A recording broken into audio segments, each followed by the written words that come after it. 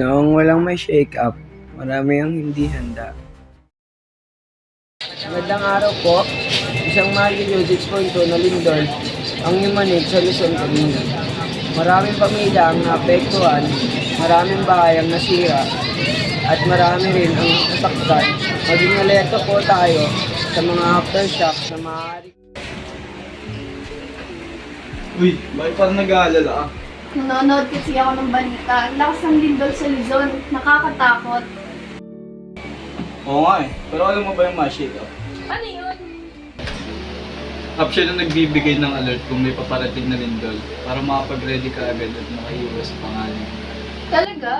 Ang galing naman nun. Paano yun? I-install mo lang tapos magbibigay siya ng alert bago pa lumindol. Sige, install ko na ngayon para ready tayo palagi.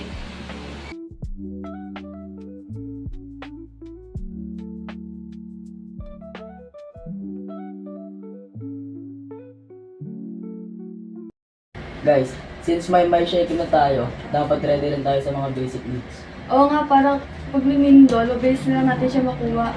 Ano ba kailangan natin ilagay? Siyempre, food, tubig, flashlight, first aid kit, face mask, at whistle.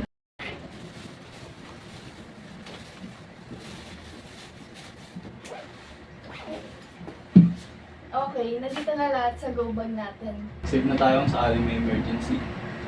Ang hirap talaga ng math. Nakaka-stress. Oo nga, pero at least, prepared tayo kahit may mangyari mang sakuna. Tama, kahit sa bahay lang, dapat ready.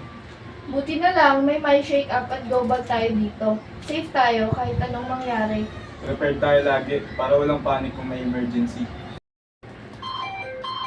Guys, tumunog yung shake up. May lindol. Hold on. Please, Shaking na-open expected. mo. Earthquake. Drop. Cover. Hold on. Shaking expected. Hawakan niyo mabuti ang bag. Ready na tayo lumabas.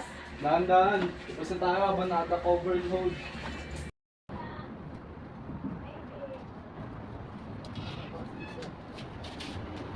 Magandang araw po, nandito po tayo ngayon sa evacuation area. Kamusta po kayo? Ano po ang nakatulong sa inyo para malaman nyo na may lindol? Buti na lang po at may shake up kami. Dahil doon, agad naming nalaman na may paparating na lindol. Ano po ang ginawa nyo nung tumunog ang alert? Nag-duck cover and hold po kami tapos kinuha namin ang go bag bago lumabas.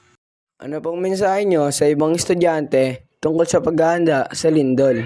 Dapat po lagi tayong handa, makinig sa balita at mag-download ng shake up para lagi tayong alerto. Ano po ang natutunan nyo at gustong sabihin para sa lahat? Natutunan po namin na dapat lagi tayong alerto at handa. Minsan nakakalimutan natin pero kailangan pa rin natin maging handa. Importante ang teamwork para ligtas tayong lahat. Kaya ano pang hinihintay nyo? Download shake up now to stay safe and be prepared for earthquakes.